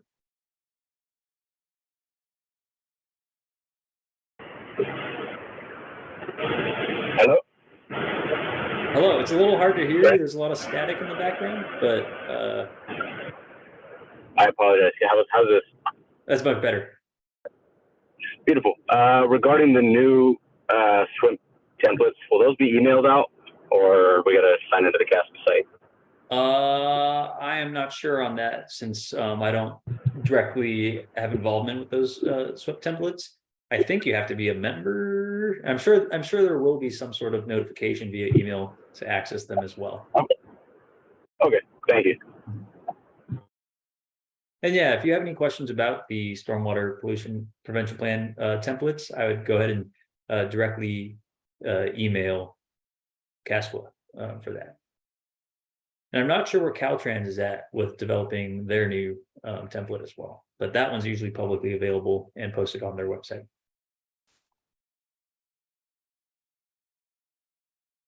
And Anne-Marie says, thank you. Is overhead electric the same? Well, it kind of depends. If there's any disturbance on the ground that's related to that overhead electric, yes, there would still be that 1 acre trigger for land disturbance. But if you're only doing things, say like transmission line work, and you're not disturbing anything on the ground, then that would not need permit coverage. We have a question from Katie M. Will the steps to self-certify your qualified SWIP developer certification in SMARTS be updated for the 2022 permit after September 1st? They kind of, if you're referring to the guidance, yes, we will need to update the guidance, but it's kind of lower priority on our list right now. Essentially, what the current process is self-registered QSDs and QSPs would access, right now it's called the beta screens, but eventually it's going to be the actual screens come September 1st in SMARTS. They would go to the account management menu and then select the CB, PELSG QSD QSP menu. And within there, you can search for your existing record or create a new record. And within that screen, once you click your own profile, you will see the 5 new training modules from the 2022 CGP risk streams review for you to view. And so once you view those, the the self-certification boxes that you have to check before you submit will unlock, and then you can go ahead and self-certify and submit that. I don't know if that was entirely clear, but Matt, feel free to pitch in. Yeah, and then just to add to that, Brandon, I'd also just like to let everyone know, if you are performing that self-certification on the QSC and trying to perform the 2022 trainings, please do so on Google Chrome. Chrome has been working a lot better than Edge. So just FYI. Yes, we've encountered a few bugs within Microsoft Edge.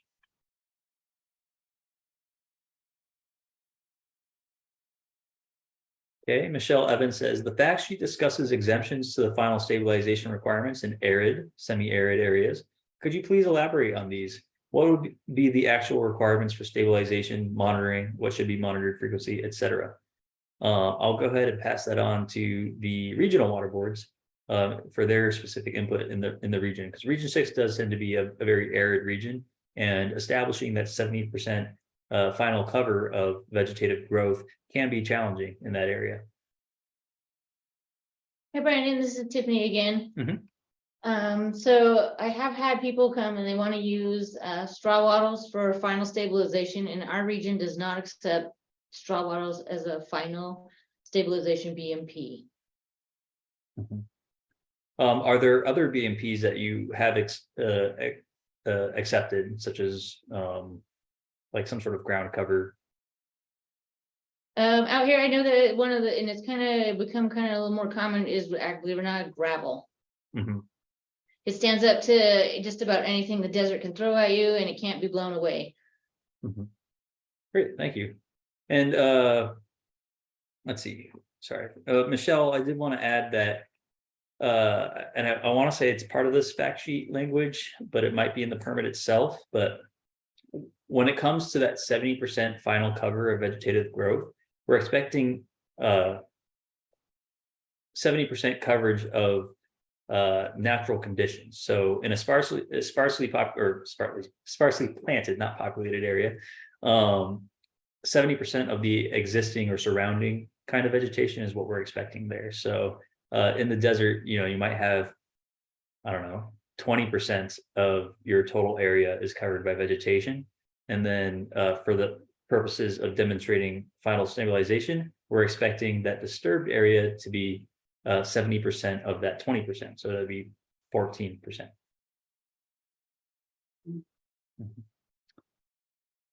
Kevin says, can permanent biodegradable fiber rolls remain as part of final stabilization for NOT acceptance? Tiffany is shaking her head no. No, they cannot.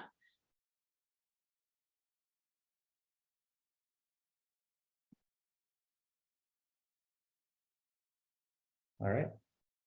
Let's turn it back to the Well, this room. is Jan. I'm Oh, go sorry. ahead, Jan. Let me just add in. So I would encourage, reach out to Tiffany and talk about alternatives that might be acceptable.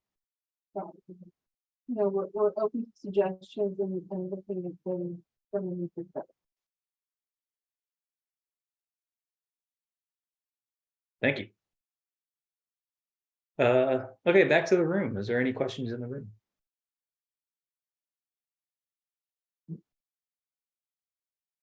None here. Nope. Okay.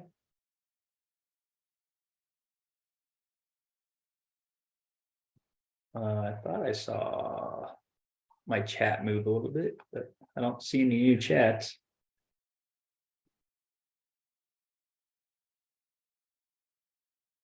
Brandon, Yes. this is Chris Brown. Hi, Chris Brown. So, sorry that I just started talking and not raising my hand. That's okay. We're lots of people are super aware about the the final stabilization requirements and the whole 70% of the pre-construction condition, that you were just describing in arid areas. What I think people are asking about is that some people have started to notice that on fact sheet page 73, there's a paragraph that has wording that can easily be interpreted that you can seed the area and then you would be done and you would walk away and you wouldn't have to wait for germination, which obviously is much different than what we're all used to and what you were just talking about. It's I.M.3 on fact sheet page 73. It says that seeding and planting vegetation that would be equivalent to 70% of the natural condition, and that would be established over a period of 3 years. So it's under the exceptions. So it's not even like the regular hydroseed it, get your 70% or 70% of the pre-construction condition, take photos and walk away. It's literally under the exceptions section for arid, semi-arid and drought stricken. So the way it's set up is it makes it sound like that in the arid, semi-arid or drought stricken areas, it literally says final stabilization has been met if the area has been seeded or planted to establish. So it does have some wording that is in contradiction with the standard method that we are all used to and all used to talking about, for sure. So something a little bit different. And so I guess maybe are things that are in the fact sheet, I'm sure a lot of people are wondering, are things that are in the fact sheet, I'm not, forget about errors or conflicts or something like that. If something is in the fact sheet, should it not be considered a rule and more of a discussion? And that things are in the order and the attachments, those are the actual permit requirements. Is it true that the fact sheet is kind of like a discussion? Yeah, that's typically how we view it. Although Okay. sometimes there are, it's more of like a justification, right? It provides the rationale. And so typically when, in my understanding, and regional board, feel free to jump in. My understanding is that when we do an enforcement case, we'll be pointing at the specific requirements in the order and in the attachments, because those are the requirements that apply. The fact sheet's supposedly or supposed to provide the background, so it's less enforceable, but it is adopted with the permit. And so I am looking at section IM3 here, and it does say what you and others have brought up today. And I don't remember putting that in there, and I'm not sure if I did put that in there. Yeah. So that is interesting. I think it is something I'd probably have to bring up with my regional water boards in the more arid areas of the state and see what they're how they're planning to accommodate that, if they are. Yeah. Okay, yeah. The fact sheets are I remember the fact sheet under the old permit was like had a lot to do with describing the basis for this, why those new permit requirements are out. And this fact sheet, obviously talks about a lot, and I just didn't seem like it is actually the permit requirements, although it is in the permit document, you know what I mean? So, okay. All right, yeah, well, so just kind of in general, like basically you would have to work with it. I mean, work with the regional board. I mean, I feel like some people are definitely gonna take I.M.3 and be like, well, the fact sheet says you can seed and it's kind of a slippery slope, because it does say a little bit complicated stuff about establishing vegetation or seeding or planting something that's equivalent to establishing vegetation for 3 years. Like if you're hydroseeding or planting and then you're leaving, how would you even know that it is, going to be established in 3 years, right? Exactly. So it's like kind of like a circle, or it's just a little bit confusing. So I didn't mean to put you on the spot, or I didn't expect to come up with a perfect answer. I just thought maybe you had seen that, or other people have brought it up, and you had some thoughts on it. So we'll just be careful and just kind of stick to the regular system that we're used to. Thank you so much for talking about that. Yeah, no problem. And it is actually the first time it's been brought up in these workshops. So I cannot take credit. Someone else noticed it. I just figured I would, while we're here and you don't seem to we seem to have worked through all the people that have attended all these road shows, and there's not nearly as many questions as there were a couple of months ago. I figured, we'd take the time to ask that. So thank you. Thank you.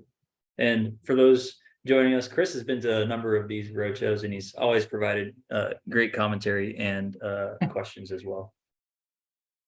It's been a good time. I'm bummed that this is the last one. Is that correct? It is the last one. That is correct. You guys have done a wonderful job. Thank you. Really. Thanks, Rick. Hey, Brandon, I'd like to add something to what Chris brought up.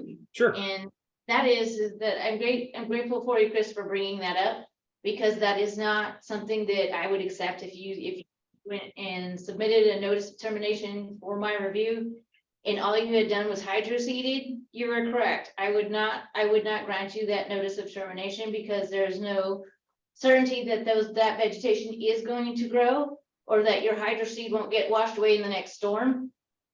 So I do appreciate you pointing that out. And then I have a feeling Brandon and I will be ironing that out. Yep. And it's possible that language might have come from the US EPA's effluent limitation guidelines, or because they have, I know they talk about some situations where their permit applies in more arid areas of the country. And so I'll double check that and research that when I bring that up with our regional water board implementation work group. And actually, I'm going to take a note of that right now. So Janet, I see your hand. 1 second.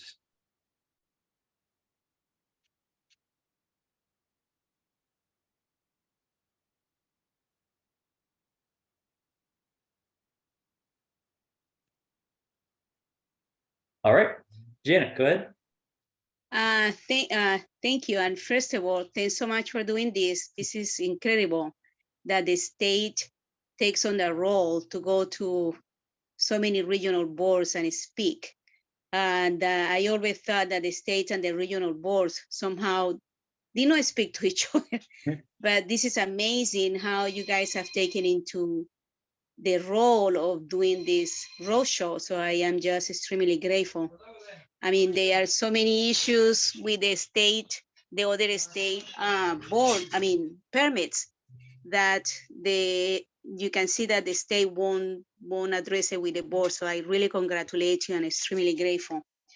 Anyways, going back to the ugly question of the fact sheets and the orders, I had this question in mind for quite some time, not just because of the CGP, but also because of the IGP and the MS4s. So I'm just gonna ask you something that may be silly, but if I were going to approach this, which one should I read first? What would you say? Janet, go ahead and start with the order and go to the fact sheet, or go ahead and start with the fact sheet and then go into the order? How do you see this? The way I like to look at the permit is I look at the requirements first. So I look at the order or the attachments for the requirements that apply to my specific site. And then if there's something that I'm questioning, that's kind of when I go into the fact sheet to learn a little bit more about a specific thing. And the fact sheet isn't all encompassing, but it does have a lot of rationale. I mean, the fact sheet I think makes up more than half the permit now. And it was largely expanded because of the TMDL translations that I worked on when I first came on with the state. But yeah, I would go with the requirements first and trying to break down and interpret those before moving into the fact sheet to kind of determine, because the fact sheet has a lot of information and a lot of it might not apply to your specific site. Thank you so much. Again, I just cannot thank you enough. Thanks so much. Yeah, and unfortunately, I couldn't be there in person today. I was planning on going to both Palm Springs and or Palm Desert and Victorville, but I canceled my flight due to the hurricane. So, but in general, during my tenure here for the last 5 years at the water boards, I've always tried to further collaboration between the regional water boards. I'm really big on making sure we have a kind of a consistent enforcement and interpretation of the permit. And that's why we started these CGP implementation work group meetings. We meet monthly and try to talk about specific situations and things that they encounter, and what other regional water boards would do. And hopefully we eventually translate all of that into like kind of a guidance document for internal purposes to, like, hey, we've come across this situation in the past. This is how we addressed it back then. So, okay. Looks like Jay says, fact sheets provide the why, whereas the orders provide the what and attachments the how. Am I correct? I would say the order and attachments can kind of be seen in the same light. They provide both the requirements, or they both provide requirements that the discharger would have to comply with. If for the attachments, if they do apply to the site, and then the fact sheets provide the why.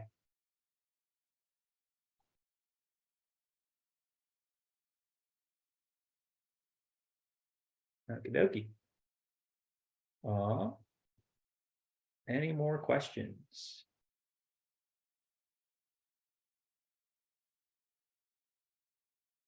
I don't have any over here. Okay, we'll give it a few moments if anyone's furiously typing before we call the meeting.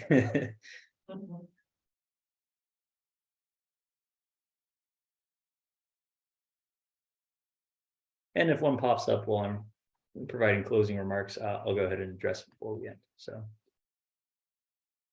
all right, let me go ahead. I have too many windows and I'm losing my cursor. There we go.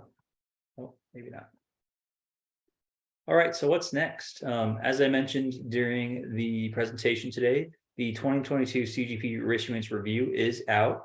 It's posted for the QSDs and QSPs that were registered through CASCWA through the Office of Water Programs website. So that's how you obtained your certification before. You log in, access the training that way. As I mentioned, it's a 4-hour recorded training content. It's 5 modules and 5 learning comprehension quizzes. I think there's about 80 or so questions. So overall, I kind of expect about maybe like a 5-hour ordeal. And you can take those at individual times. You don't have to do it all at once. And then for the self-registered QSDs and QSPs through Smarts, like I said, you access the newer screens of Smarts, try to do it in Chrome, and go to the account management and then the QSD QSP menu, look up your record, and then the training videos are in there, and that's for the professional engineers and geologists. We touched upon this slightly, but we have updated the map tools for the TMDL, the high risk receiving waters, K factor and LS factors, which are used for the risk determination process. The TMDL, K factor and LS factor maps are pretty much cooked or completed. We are just working on getting those published online so the public can access them, and we'll be posting that in the guidance section of our 2022 permit webpage. And actually, I'll go ahead and just show that webpage real quick since it's new. And folks may not have had the opportunity to view it yet. So let me stop sharing.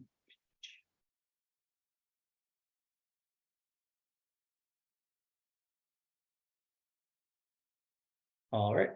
So right here is the new permit webpage. And let me go ahead and expand that a little bit. Or the program webpage. As you see, we still have our announcements box here, and it shows that we do have the presentations available as well as the recordings. We've now split the webpage so that it kind of emphasizes both the 2009 permit and the 2022 permit because they're both in effect with that regulatory transition period. So that way, it was the previous permit was just focused on the 2000 or previous website was kind of just focused on the 2009 permit. Now both are highlighted, and down here we have the Lake Tahoe specific permit as well. And then Smarts and your water quality fees can be accessed through there. And then our contact or email subscription list accessed right here. And then reporting violations and your state water board contact information will be at the very bottom as well, and your regional water board. So if we go to the 2022 page, you'll still get that announcements box. We'll list any upcoming meetings. And at this time, since today is the last meeting, there are none. And then we have the permit attachments right here, nice and clean. And then eventually we'll be populating this guidance section with new things. So I'll put the map tools in here. I'll put other guidance that I prepare, maybe like a recap of the qualifying precipitation event inspections. And then eventually we might get some Russell 2 guidance in there. TMDL guidance, etc. We're all planning to, that's probably the home for it for now.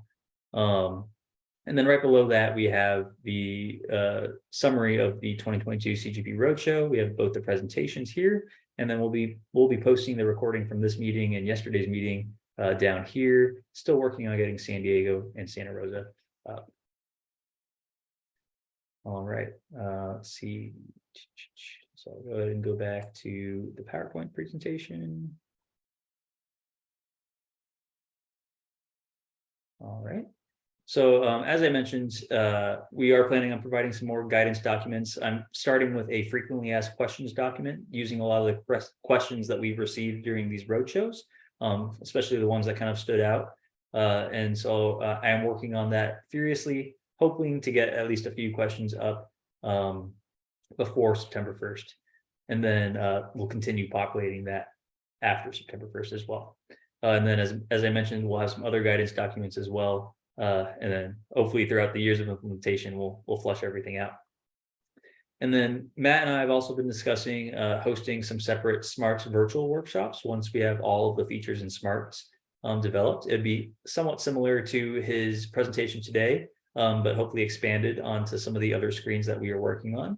And it might be, we might do it in a way where it's like a live recording, or he records something and then brings it and plays it during the meeting, and then we can ask questions after that. So those I think will be very helpful. I know Smarts has not been the easiest thing to use in its current interface, and we're hoping that the new interface does make it a little bit more easy to use. So, and with that, here's my contact information. Feel free to, if you have any questions or general inquiries, I highly recommend that you send it to the Stormwater Help Desk and CC me. That way, if I'm not in the office, Matt or some of our other staff can get to it instead of myself. Let's see. Okay, so we do have a few more questions in the chat. Are the quizzes going for the 2022 CGP reissuance review? Are the quizzes pass or fail? They are. You have to get 100% of the questions right, and so what it happens is if you get a question wrong, it will let you know that it's wrong, and then it will also point you to the permit section where the answer is found, and then you can complete it and then get 100% correct. And then Holly asks, are the updated map tools going to be available as KMZ files? I would like to do that. They might not be available right away, but I am planning on, right now we're providing them as web map tools, similar to the IGP TMDL map tool. And so we'll hopefully be able to convert those into downloadable KMZ files for individuals to use. So that might be a little bit later, but something that we are definitely considering. All right. Well, thank you for your time today, everyone. It's been a pleasure providing this presentation and getting to engage with all of you. I hope you have a wonderful rest of your day. Thank you, Brandon. Thank you, Brendan. Thank you so much. Thank you very much. Thank you for the great presentation.